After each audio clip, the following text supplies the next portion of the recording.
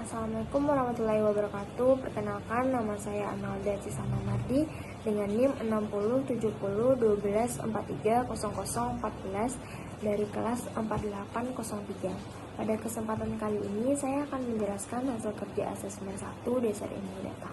Di sini saya akan menjelaskan proses data repository pada dataset spesifik Titanic, mulai dari encoding, imputasi, hingga reduksi dimensi menggunakan PCA.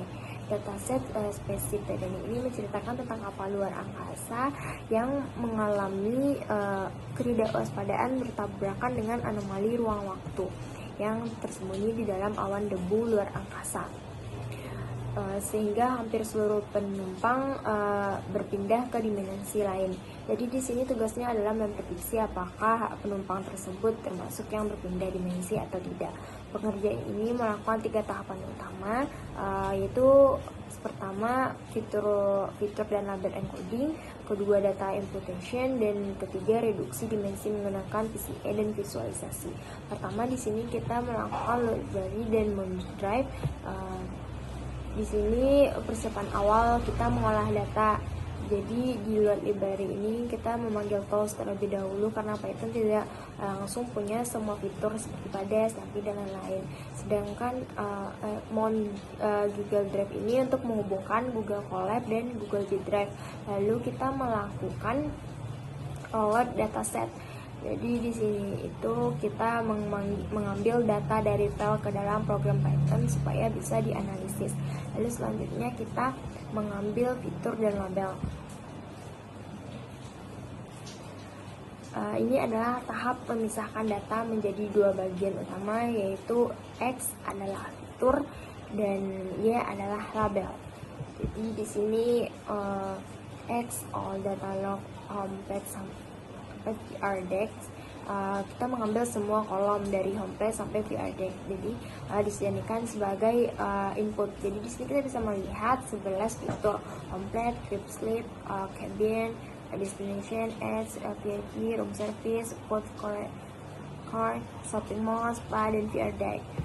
Jadi selanjutnya itu Y adalah label data transporter. Ini kita mengambil kolom transporter yang dimana di sini ada isi label true dan false. Yang true berarti penumpang berpindah dimensi, sedangkan false tidak. Pertama kita melakukan label dan fitur encoding. Melakukan encoding data, makanya di sini adalah kita bisa melihat datasetnya memiliki banyak data kategori yang seperti homepage, preposted, cabin. Sedangkan algoritma machine learning itu tidak bisa membaca angka. Jadi di sini kita menggunakan label encoding. Kita mengubah encoder ini mengubah kategori menjadi angka. Selanjutnya kita menentukan kolom mana saja yang berisi kategori seperti homepage, preposted, kabel, destination, dan VIP. Lalu setelah menentukan kolom mana saja yang berisi kategori, kita melakukan fit transport, yaitu membaca fit transport. Kita membaca semua kategori unik lalu mengubahnya menjadi angka. Di sini juga ada ice type. Di sini itu kita menjadikan string, semua data menjadi string agar nilai kosong tidak error saat encoding. Jadi di sini kita bisa melihat perbedaan yang jelas. Data yang awalnya adalah berupa kategori sekarang berubah menjadi angka. Jadi di sini kita juga label tadi kita melakukan fit transport, yaitu mengubah true berarti bernilai 1 dan sedangkan false itu bernilai 0. XAdd itu untuk melihat hasil data setelah encoding. Setelah proses encoding, semua data sudah berbentuk numerik, tidak ada lagi data kategori. Lalu dataset siap untuk digunakan. Lalu selanjutnya kita menangani nilai 0 menggunakan KNN inputter. Jadi KNN inputter ini adalah metode untuk mengisi nilai yang hilang atau mengisi value dalam dataset dengan cara melihat data lain yang paling mirip tetangganya. Langkah pertama itu kita Karena ada beberapa data pada fitur yang memiliki nilai kosong, jika dibiarkan hal ini bisa menyebabkan error. Jadi di sini kita menggunakan KKN Input untuk mengisi nilai kosong tersebut. Langkah pertama kita mengambil tools untuk imputasi berbasis KKN.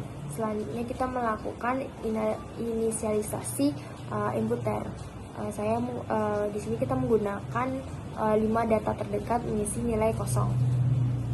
Untuk mengisi nilai yang kosong, inputer ini kita fit transport itu mencari data yang lain yang mirip tetangga terdekat, 5 tetangga terdekat, lalu mengambil nilai rata-rata dari tetangga tersebut. Lalu kita selanjutnya mengubahnya ke data frame agar yang awalnya hasil dari KKN berupa array lalu mudah dibaca. Kita melakukan mengubahnya ke data frame dan diproses kembali. Lalu di sini kita bisa print jumlah nilai 0 setelah imputasi. Di sini kita bisa lihat jumlah nilai 0 setelah imputasi itu 0. Jadi sudah tidak ada lagi, artinya sudah tidak ada lagi yang bernilai 0. Lalu setelah ketiga kita melakukan reduksi dimensi menggunakan Principal Component Analysis atau PCA dan visualisasi.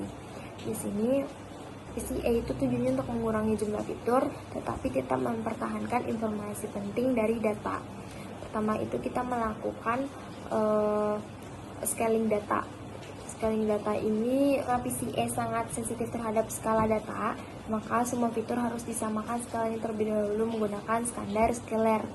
Jadi di sini kita mengambil menjadikannya 2 komponen utama. Yang awalnya itu 11 komponen. Ini dari grafik kita bisa melihat dari grafik visualisasi ini mencoba menempatkan 11 informasi fitur tadi menjadi dua sumbu, yaitu sumbu X ini di sini. Sumbu X itu adalah komponen utama 1 dan sumbu Y itu adalah komponen 2. Sedangkan untuk label color ini, color bar ini adalah nilai transportednya. Lalu di sini di bawahnya ada yang 3 dimensi. Ini mencoba untuk memvisualisasi informasi fitur tadi menjadi 3, yang awalnya 11 itu menjadi 3. Di sini kita bisa melihat menjadi 3 bagian. Di sini kita bisa melihat set X adalah PC1, set Y adalah PC2, dan set C adalah PC3. Di sini untuk label ini adalah color bar, ini adalah transported, angka transportednya.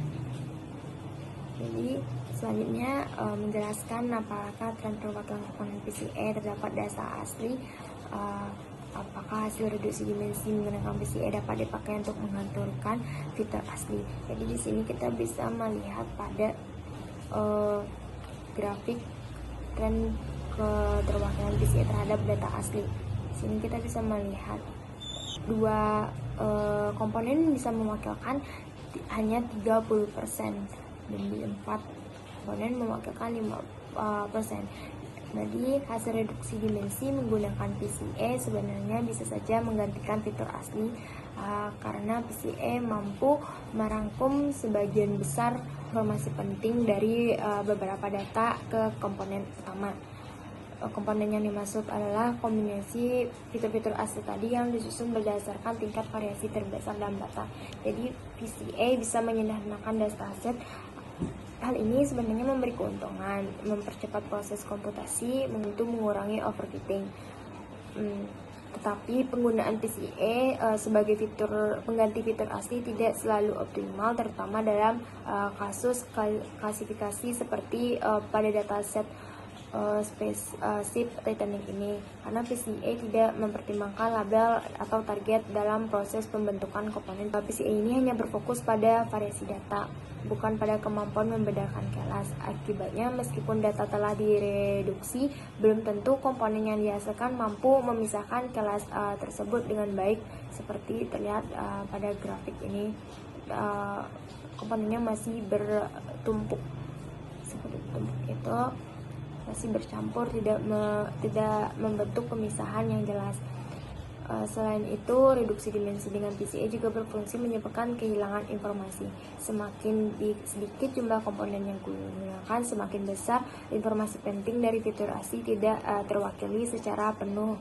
Di komponen hasil PCA juga sulit untuk diimplementasikan pada klasifikasi spesifik teknik ini.